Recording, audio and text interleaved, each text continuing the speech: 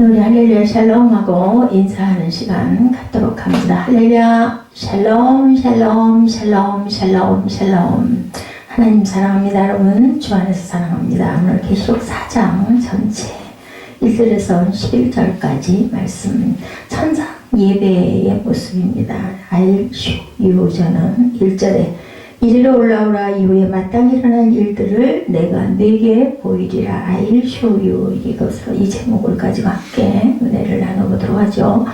이제 4장부터 시작해서 사도 요한은 하나님의 보이신 본격적인 환상 그리고 예언적인 광경들을 기록하고 있는데 4장에서 사도 요한이 그가 본 하늘의 광경과 하늘에서 네 생물들의 찬양 그리고 24장로들이 불렀던 찬양으로 하나님께 돌리는 영광이 가득 찼던 환상을 보여주고 있습니다. 얼마나 장엄하고 아름다웠을까요? 그죠? 4장과 5장에서는 장차에 있을 심판의 주권자이신 하나님의 보좌와 심판자를 나타내 보여주고 있습니다. 하늘의 환상절들 1절에서 7절까지 그리스도께서 앞일에 대해서 보여주시죠. 4장에 펼쳐지는 예언의 환상은 그리스도께서 환상을 보여주는 서신의 형식을 취하고 있고 7 금초대 쌓여서 지나다니시던 그리스도께서 이제 다시금 음성으로 말씀하죠. 요한을 부르시고 장차 있게 될 일을 그에게 보여주십니다. I'll show you. 그렇습니다.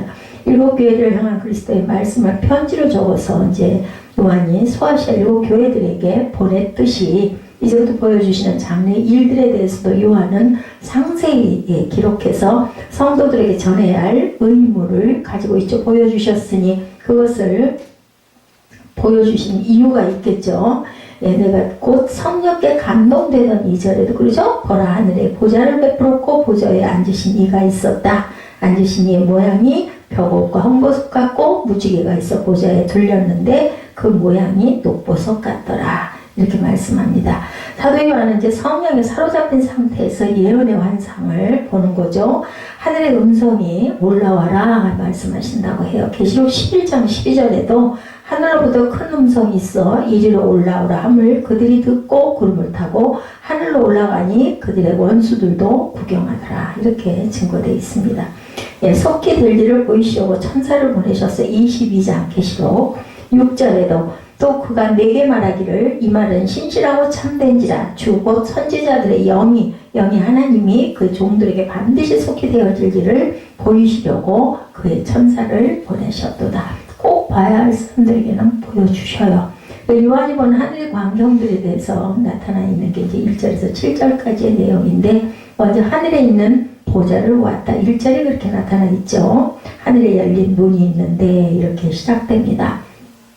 그 보좌에서 나오는 권세에는 땅에 있는 모든 지배권들도 포함되어 있죠. 아울러 요한은 영광 중에 보좌에 앉으신 분을 보았다. 2절에 내가 그 성령에 감동되더니 하늘의 보좌를 베풀었고 그 보좌에 앉으신 이가 있는데 그 보좌에 앉으신 분은 바로 하나님이시죠. 어떤 표현으로도 그분의 모양을 설명할 길은 없지만 요한은 그분이 벽옷과 헝보석 같고 이렇게 제한적으로 녹보석 같더라 이렇게도 표현을 합니다. 3절에 보면 벽옷과 헝보석 같고 무지개가 있고 보좌에 둘렸는데 그 모양이 무지개의 그 모양이 녹보석 같더라. 이런 녹보석 같더라 이렇게 버섯이 아니라 보석이죠. 같더라 이렇게 설명하고 있습니다. 보좌에는 녹보석 같은 무지개가 둘러싸여 있고 보좌 둘레에 24장로들이 앉아있는 24개의 보좌들을 보았다. 4절에 보좌에 둘레 24보좌들이 있고 그 보좌들 위에 24장로들이 무슨 옷을? 흰 옷을 입고 머리 위에 금관을 쓰고 앉았더라. 요한이 본 이렇게 이 모습이 이렇습니다. 이러한 24장로의 존재는 하나님의 교회에 있어 새하늘 나라에 있는 승리적인 교회를 뜻합니다. 오늘 이 세상에서 볼 수 있는 전투적 교회의 모습이 아니고 승리한 성도들의 공동체를 은혜로 보여주죠. 흰옷을 입고 있는 모습들이. 그리고 보좌로부터 번개와 내성이 나는 것을 보았고 보좌 앞에 7 등불을 켠 것이 보였다. 5절이죠. 보좌로부터 번개와 음성과 우레소리가 나고 보좌 앞에 등불 7이 있으니 이는 하나님의 7 영이다. 이렇게 설명하고 있습니다. 이에 대해서 요한은 하나님의 7 영이라고 직접 설명을 합니다. 24장로들에게 경배하는 모습을 계시록 11장 16절에 하나님 앞에서 자기 보좌에 앉아있던 24장로가 엎드려 얼굴을 땅에 대고 하나님께 경배하며 이렇게 나타나 있습니다. 시험을 참는 자에게는 생명의 면류관을 준다 하시죠. 야고보서 1장 12절에 시험을 참는 자는 복이 있나니 이는 시련을 견뎌낸 자가 주께서 자기를 사랑하는 자들에게 약속하신 생명의 면류관을 얻을 것이기 때문이다. 하나님의 출현 광경의 백성들이 떠는 모습, 출애굽기 19장 16절에 셋째 날 아침에 우레와 번개와 빽빽한 구름이 산 위에 있고 나팔소리가 매우 크게 들리니 진중에 있는 모든 백성이 떨더라. 예. 좀 떨기만 하겠어요. 기절도 하죠. 죽기도 하죠. 내 생물을 보는 모습 6절이죠. 계속해서 요한은 앞에 있는 수정과 같은 유리바다를 보았고 내 생물들이 하나님의 보좌와 24장로들과 하나님의 백성들 사이에 있는 것을 보았다. 이 네 생물들은 하나님의 보좌나 24장로들, 하나님의 백성들과 가까이 있었고 앞뒤에 뭐가 가득했다? 눈이 가득했다. 6절에 유리바다가 있고 보좌 가운데 보좌 주위에 네 생물이 있는데 앞뒤에 6절에 보면 눈이 가득하더라. 이렇게 설명하고 있습니다. 또한 이것들은 각각 뭐 같다? 7절에 첫째 생물은 사자 같고 둘째 생물은 송아지 같고 셋째 생물은 얼굴이 사람 같고 넷째 생물은 날아가는 독수리 같은데 네 생물은 각각 8절입니다. 6 날개를 가졌고 그 안에 주위에는 눈들이 가득하더라. 그들이 밤낮 쉬지 않고 이르기를 말하죠. 찬양하는 겁니다. 거룩하다 거룩하다 거룩하다 주 하나님고 전능하신 이여 전에도 계셨고 이제도 계시고 장차 오실 이시라 하고 그 생물들이 보좌에 앉으사 세세토록 살아계시는 이에게 영광과 존귀와 감사를 돌릴 때 10절에 24장로들이 보좌에 앉으신 이 앞에 엎드려 세세토록 살아계시는 이에게 경배하고 자기의 관을 보좌 앞에 드리며 이르되 11절이죠. 우리 주 하나님이여 영광과 존귀와 권능을 받으시는 것이 합당하오니 주께서 만물을 지으신지라 만물이 주의 뜻대로 있었고 또 지으심을 받았나이다. 이렇게 찬양하는 모습이 이렇게 쭉 나타납니다. 요한이 본 모습이에요. 네 생물들의 이야기. 그래서 이 생물들의 생물들은 순서에 약간 차이는 있지만 에스겔이 보는 환상과 같고 각각 피조물들을 대표하고 있었다. 각각 사자 같고 송아지 같고 사람 같고 독수리 같다 이렇게 말씀하고 있죠. 7절에 보면 사자는 짐승의 왕을 상징해서 용기를 가지고 있었고 송아지는 가축의 대표로 힘을 이야기하고 있고 사람은 모든 피조물의 영장으로 지혜를 상징하고 독수리는 새들의 왕이죠. 그래서 밤낮 둘러서 있는 그리고 그들은 하나님을 찬양했는데 그 모습을 보면 이사야 6장에서 이사야가 본 환상이 나타나는 천사들과 같이 각각 무슨 날개를 몇 개? 6 날개를 가지고 그 날개 주위에 눈이 가득했다. 8절에 이렇게 증거합니다. 스가랴서에 나타나는 순금 등대에 대해서 스가랴서 4장 2절에 그가 내게 묻되 내가 무엇을 보느냐 내가 대답하다 내가 보니 순금 등잔대가 있는데 그 위에는 기름 그릇이 있고 또 기름 그릇 위에 7 등잔이 있으며 기름 그릇 위에 있는 등잔을 위에서 7 관이 있다. 여기서도 7영, 7 등잔, 7 관에 대한 이야기를 스가랴도 보았다고 증거합니다. 에스겔서에 나타난 네 생물에 대해서 에스겔 1장 5절에 보면 그 속에서 네 생물의 형상이 나타나는데 그들의 모양이 이러하니 그들에게 사람의 형상이 있더라. 에스겔도 이런 환상을 봅니다. 바퀴 둘레에 눈이 가득한 그룹에 대해서 에스겔 10장 12절에 그 온몸과 등과 손과 날개와 바퀴고 네 그룹의 바퀴 둘레에 눈이 가득하다. 여기서도 이렇게 증거하고 있습니다.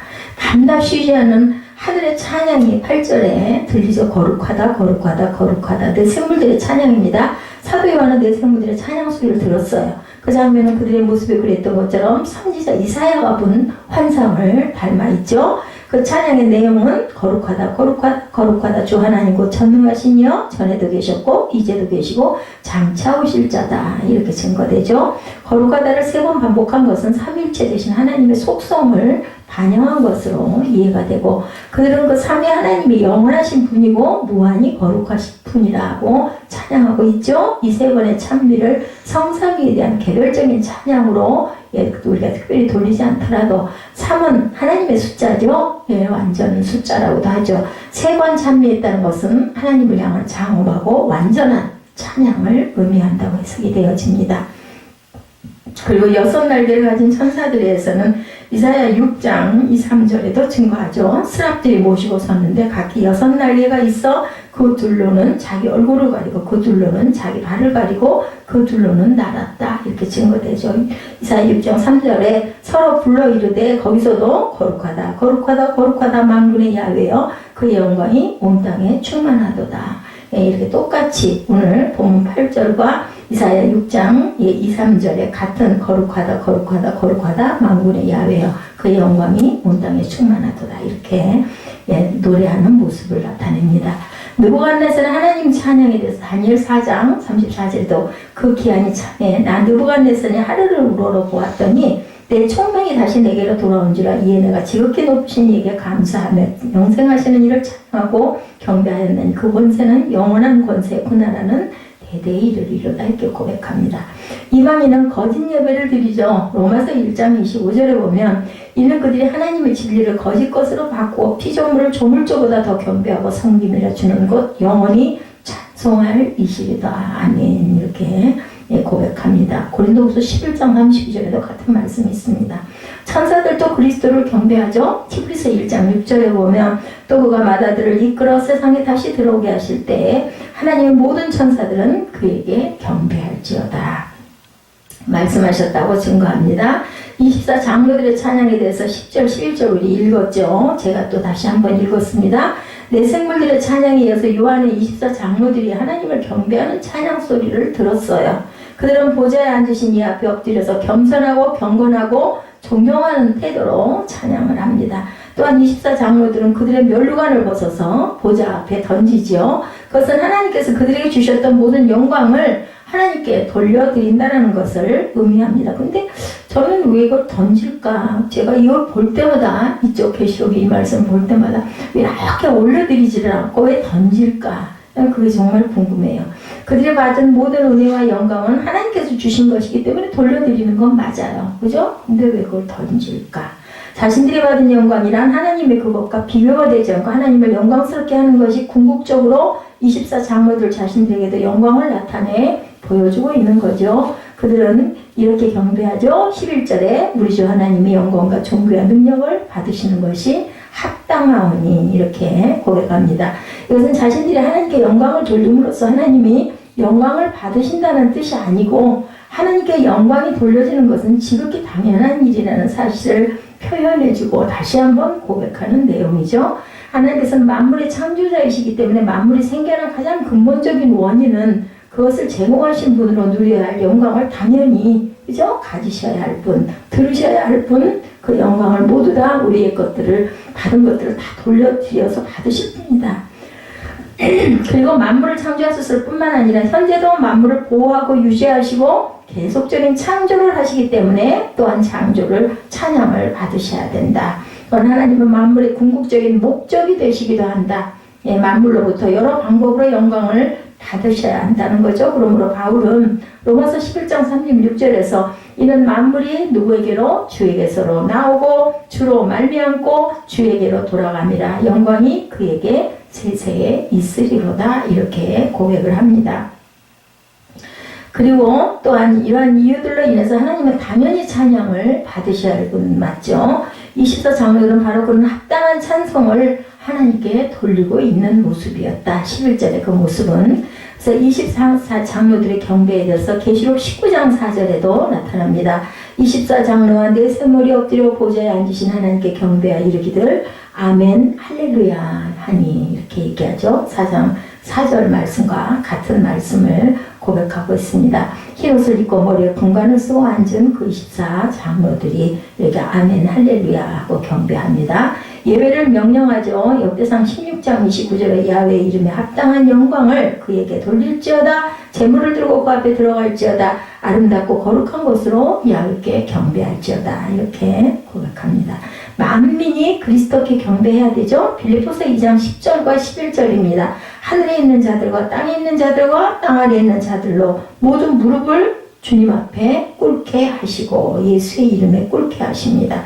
모든 입으로 예수 그리스도를 주라 시인하여 하나님 아버지께 영광을 돌리게 하셨느니라. 예수님의 제자들도 그리스도께 예배하죠. 마태복음 28장 17절에 예수를 배웠고 경배하나 아직도 의심하는 사람들이 있더라. 사람들 속에는 그죠? 이렇게 이런 그 선지자들 그리고 사도 요한 이런 모습을 천상의 모습을 봤으니 얼마나 믿음이 더욱더 굳건해졌을까. 저는 얼마나 영광이었을까 이런 생각을 해봅니다. 요한이 이 본 장래의 모습에 대한 계시를 기록하고 있는 4장 첫 번째 계시예요. 그죠? 하나님의 보좌와 주변에 대한 모습을 자세하게 본 모습을 표현하고 있는데 여러분들 얘기 들으면서 그런 생각 들지 않으세요? 스가랴나 에스겔이나 예레미야나 다 비슷한 고백을 하고 있다라는 거죠. 공통적인 특히 네 생물들과 24장로들이 하나님께 찬양을 기록하고 있습니다. 하늘에 넘치는 찬송의 물결을 우리들에게 느끼게 합니다. 찬송은 영원하다고 그러죠. 하나님 앞에 영원히 거하는 성도들이 찬양한다면 오늘 우리가 하나님을 찬양하는 것은 당연하고 마땅한 우리가 해야 할 의무이고 도리이고 또 찬양을 통해서 우리 마음에 고백이 되죠. 그리고 또 찬양을 입술로 고백하면서 굉장히 기쁨도 느끼고 은혜도 느낍니다. 우리들의 찬송 생활을 돌아보고 위대한 능력의 하나님을 향한 참다운 찬양을 할 수 있도록 우리는 그 찬양에 아멘으로 동의하며 열심히 목청껏 찬양하시기를 주님의 이름으로 축복합니다. 그래서 계시록 4장에서 16장은 요한이 두 번째 보았던 환상 꾸러미들이 나타나죠. 4장에서 5장은 요한이 천상에 올라가서 본 예외 장면을 기록했고 다니엘 7장과 에스겔 1, 2장의 용어를 반영하죠. 비슷하게 나옵니다. 소아시아 7교회에 보내는 편지가 게시된 후 시점이 전환이 됩니다. 계시록에서 2일 후는 시간상 이어지는 순서를 뜻하지 않고 시점 전환을 의미한다. 2일 후 1절에 2일 후 이렇게 얘기하죠. 시점 전환을 뜻한다. 요한은 하늘의 열린 문을 보았죠. 필라델피아 교회에 말씀하셨던 그런 문을 연상하게 한 3장 8절에 필라델피아 교회에 이 열린 문을 두었다 이렇게 얘기하고 있죠. 첫 번째 보았던 한산꾸러미에서 들었던 나팔소리 같은 그 음성도 또다시 들었다. 이리로 올라오라. 이후에 마땅히 될 일을 내가 네게 보이리라. 1절이죠. 나팔소리 이후에 모세를 시내산 꼭대기로 불러 십계명을 주셨던 때와 비슷한 상황이죠. 출애굽기 19장 18절에서 20절이죠. 요한은 정신이 몽롱한 상태에 있지 않았습니다. 정신이 또랑했어요. 똑바른 상태에서 성령에 감동하여 실제로 보고 듣습니다. 근데 그가 본 것은 천상의 실물이 아니고 하늘의 보좌와 그 보좌 위에 앉으신 이를 실제로 2절에 보면 보았지만 천상의 실물을 본 것이 아니라 상징물들을 보았다. 그 상징물조차 사진을 찍어 보여줄 수 없는 것이기에 익숙한 사물에 비유를 하죠. 본인이 본 걸 어떻게 표현할 수가 없으니까 같더라 이렇게 얘기합니다. 모양이 벼곡과 홍보석 같고 무지개가 있어 보좌에 둘렸는데 그 모습이 모양이 녹보석 같더라. 자기가 보기에는 녹보석 같더라. 그러니 이 말씀을 접하는 청중의 머릿속에 그려지는 이미지를 실제로 천상에 있는 실물로 오해할 수도 있는데 그렇게 하지 말아라. 요한에게는 천상 보좌에 앉으신 분이 벼곡과 홍보석 같이 보였다. 보석이죠. 얼마나 아름다우면 이렇게 표현을 할까. 보좌는 녹보석 같은 무지개가 둘러 있었다. 에스겔 1장 26절, 28절, 10장 1절에도 똑같은 표현을 하고 있습니다. 중앙 보좌 둘레에 있는 24보좌들에는 24장로들이 흰옷을 입고 머리에는 금면류관을 쓰고 앉았다. 본 모습이에요. 구약에 쓴 표현들이 반영이 되죠. 각 보석이 상징하는 바는 불분명해서 확정할 수가 없는데 그런 것에 대해서는 큰 뜻을 두지 말고 이 말씀을 읽거나 듣기만 해도 의미를 깨닫고 지킬 수 있는 전체적인 인상을 포착하는 것이 중요합니다. 왕이 보좌에 앉았고 주위에 왕같은 신하들이 앉았으니 만왕의 왕께서 온 세상을 통치하고 계신 그러한 상황을 우리가 상상해 보면 되죠. 보좌는 계시록에 47번 사용되는 단어이기도 합니다. 세상을 실제로 통치하시는 분이 누구인지 47번을 강조했다고 보면 되죠. 천상의 장로들은 모두 흰옷을 입었다. 예수께서 7교회에 편지하시면서 이긴 자에게 보장하셨던 옷, 그죠? 흰옷입니다.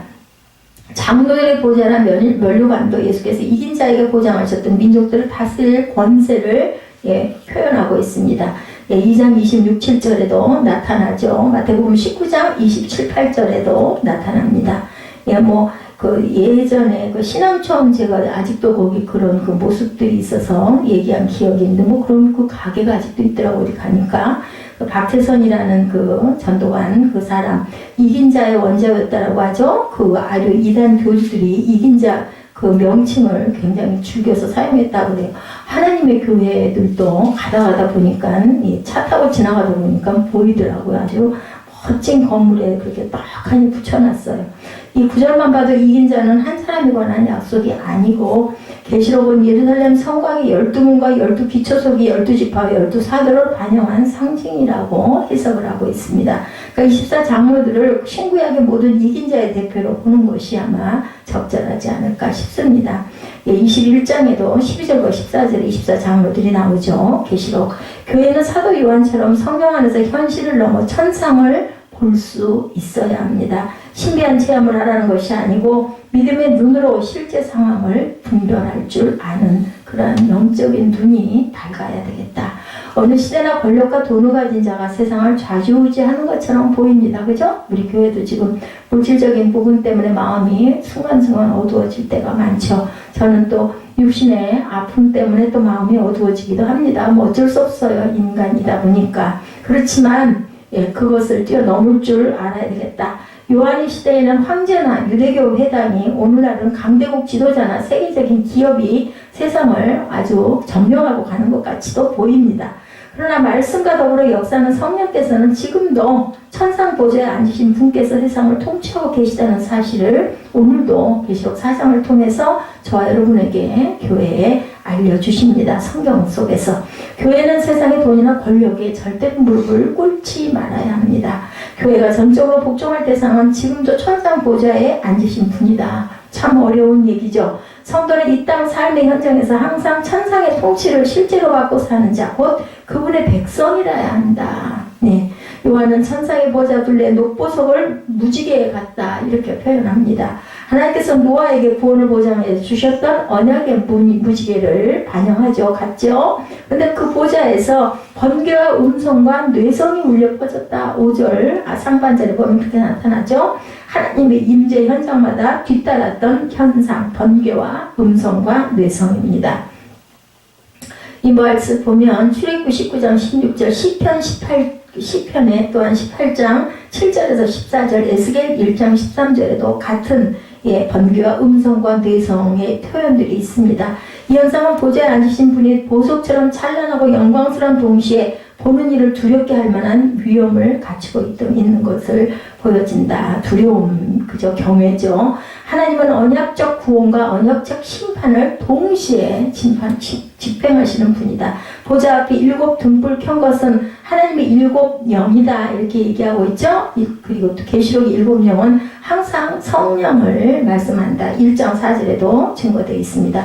천상과 지상, 과거와 현재, 미래를 넘나들며 보좌의 통치가 실시간으로 지상의 모든 교회에 집행되게 하시는 분은 바로 누구시다? 성령이시다. 성령님은 온 땅을 두고 감찰하시는 야훼의 눈이다. 역대하 16장 9절에도 성령님의 사역으로 말미암아 지상에 흩어진 모든 교회는 시공을 뛰어넘어서 천상 예배에 우리가 같이 참석해야 된다.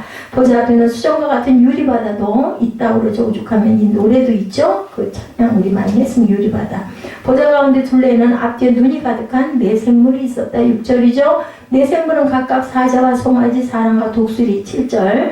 둘레와 안쪽에 눈이 가득한 6 날개들이 달려있다. 8절 그 상반절에 나타나죠. 신비하기도 하고 기괴하기도 하고 한 네 생물의 모습은 에스겔의 환상에도 나타나죠. 에스겔 1장 5절에서 22절까지의 내용에 나타납니다.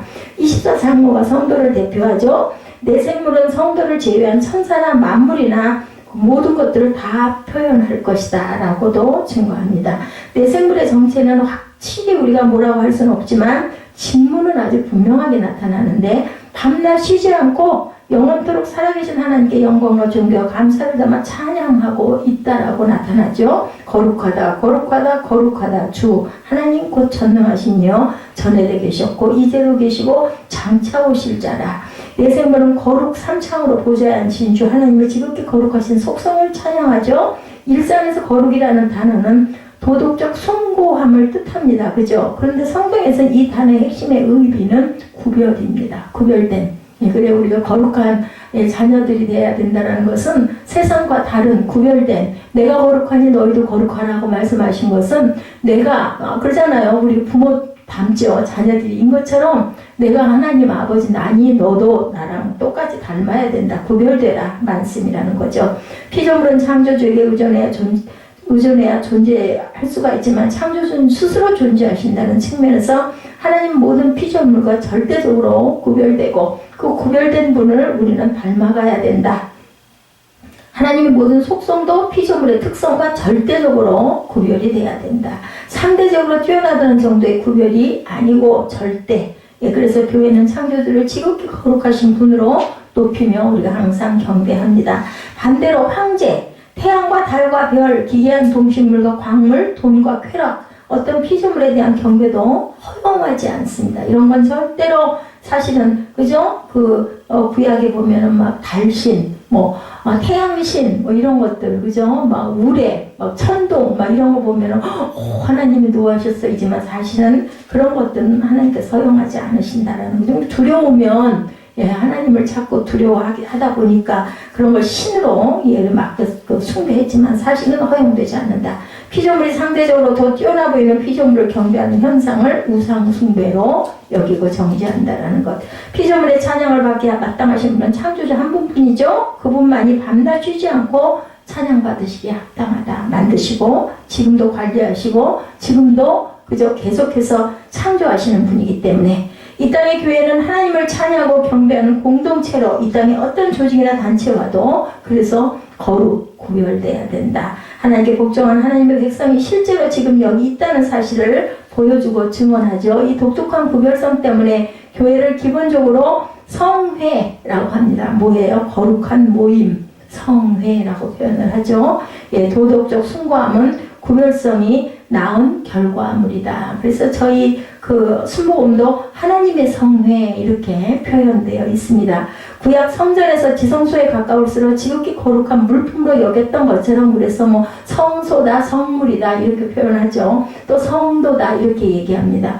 거룩한 하나님께 가까이 하는 교회는 그만큼 더 거룩함을 닮아가고 나아갑니다. 하나님께 가까이 갈수록 세속과 자연스러운 멀어지는 원리, 세속계는 속하지 않는 그런 원리, 온 교회가 함께 시공과 공간을 특별히 구별해서 거룩하신 하나님께 나아가는 모습은 공예배 이렇게도 얘기를 하죠. 잘 드러나죠. 공예배에서조차 하나님께 가까이 하지 못하는 삶의 현장에서 그분을 가까이 하며 살 수가 없죠. 예배에서도 하나님을 의식하지 않는데 일상에서 하나님을 의식하며 살 수가 없습니다. 이건 말이 안 됩니다. 거룩한 예배는 거룩한 삶을 낳죠. 제대로 구별해서 예배했다면 구별된 삶이 뒤따릅니다. 그래서 신령과 진정으로 드리는 거룩한 예배를 드리게 하여 주옵소서. 우리가 늘상 기도합니다. 이 땅의 모든 교회는 성찬 예배에, 천상 예배에 참여해야 된다. 두세 명이 모인 작은 규모의 지역 교회도 천상 예배에 참여한다는 사실 때문에 절대로 초라해하거나 빈약해하지 말아야 되겠습니다. 예배에 사람이 많으면 좋겠지만 더 뜨거워지고 그리고 설교하는 입장에서 너무 기쁘죠. 아멘 소리가 울려 퍼지고 하면 설교가 막 저절로 신이 나겠지만 그것에 우리가 뇌하부동할 필요는 없다. 우리는 한 주일에 고작 시편, 찬송 한 몇 곡 정도 그거 하면 엄청 저희 교회 같은 경우는 너무나 찬양이 길다 얘기를 합니다. 대개는 한 10곡 전부 합해서 그렇게들 한다고 하죠. 그런데 천상 예배에 참여한 한몸인 교회 차원에서는 시편뿐 아니라 성경에 기록된 모든 시로 하나님을 찬양하고 있습니다. 각종 방언으로 찬양하는 오라트리오, 우리는 매주 성경의 일부분만 하나님 말씀을 듣지만 한몸인 교회 전체 차원에서 기록된 말씀 전부를 천상 보좌에 앉으신 주 하나님께서 듣고 있다. 많은 우주에 있는 모든 교회들은 그렇죠? 우리는 지구 곳곳에 흩어져 각자 예배 시간에 참여하지만 한몸인 교회는 지구가 한 바퀴 도는 하루 동안 온종일 하나님께 예배를 드립니다. 그래서 공예배에 참석한다는 것은 무한한 영광스러운 일이라는 것. 교회는 매주일 예배를 통해서 교회의 하나됨을 드러내죠. 구별됨을 드러냅니다. 거룩함을 드러냅니다. 주 하나님께서 교회의 머리시고 교회는 그분의 몸이라는 사실을 매주 세상을 향해 보여주고 증언하죠. 이 예배에도 사도 요한도 참여하고 당연히 우리도 참여합니다. 믿음의 조상 아브라함과 인류의 조상 아담도 당연히 참여하겠죠. 순교자들과 카타콤에서 태어나 그곳에서 죽은 선배 성도들도 모두 참여하고, 영으로 보면 그렇다는 거죠. 성령으로 말미암아 하나님의 택하신 백성 전체가 시공을 초월해서 매주 천상의 보좌를 중심으로 모여 있다는 것을 우리는 기억해야 됩니다. 느껴야 됩니다. 공예배는 여타 기독교 집회와 다르죠. 성령으로 말미암아서 하나님의 택하신 백성 전체가 모인다. 온 교회가 천상보좌에 앉으신 주 하나님을 중심으로 교통하는 장면을 우리가 연상해 볼 줄 알아야 되겠다. 교통함을 기념하거나 상징한다는 의미가 아니라 실제 교통할 줄 알아야겠다. 거룩한 예배로 의한 거룩한 교통이 실제 있기 때문에 성도는 삶의 현장에서 거룩한 삶을 살 힘을 받습니다. 그죠? 제가 그 대표 기도할 때 힘을 받게 주옵소서 아주 좋은 표현이에요. 예배를 통해서, 말씀을 통해서 힘을 받아서 우리가 일주일 동안 살아가는데 지치지 않고 지지 않고 승리하게 주옵소서 하는 기도를 우리가 해야 되겠죠. 내 생물의 찬양에 이어 24장로들도 주 하나님 앞에 엎드려 경배하죠. 자기의 멸관을 보좌 앞에 던지며 경배합니다. 승리하는 왕께 온전히 굴복하는 의식이에요. 지상의 그 패배한 왕은 이 의식을 의무감으로 행하면서 마음으로 복수를 속으로는 딴 생각을 하면서 그냥 형식적으로 할 수가 있지만 24장로는 만왕의 왕이신 하나님의 주권에 진심으로 전심으로 굴복하고 경배하며 예배를 한다. 그래서 우리가 온 마음을 다해서 드리는 예배와 의식적으로 드리는 예배는 구별되어야 된다. 우리 주 하나님이여 영광과 존귀와 능력을 받으시는 것이 합당하오니 주께서 만물을 지으신지라 만물이 주의 뜻대로 있었고 또 지으심을 받았나이다. 여러분 언어의 표현이 얼마나 중요한지 알겠죠? 24장로들이 속으로만 먹고 마음 먹고 있었으면 이 소리를 우리가 어떻게 듣겠어요? 그죠? 그것을 그렇게 들었기 때문에 표현했고 기록했고 우리가 읽음으로 고백할 수가 있기 때문에 정말 입술의 고백이 중요하다. 내 생물은 하나님의 거룩하신가 전능하심을 또한 찬양하죠. 24장로는 주 하나님께서 창조주이심으로 만물이 찬양하고 경배야 마땅하다고 고백합니다. 천상 예배에서는 무언가 얻기를 바라는 예배자의 모습은 조금도 발견할 수가 없죠. 예배자가 예배 대상 앞에 전 존재로 무릎 꿇고 찬양하며 그저 경배할 뿐입니다. 예배자가 예물이나 정성을 바쳐 예배 대상에게 무언가 얻어내려는 현상은 우상 숭배의 특징이기도 하다는 것도 또한 우리가 알아야 합니다. 내 뜻을 이루기 위해서 신을 조정하거나 이용하려는 그러한 마음은 절대로 비워야 된다. 이런 특징을 보이는 예배는 천상 예배와 절대로 조화될 수가 없다.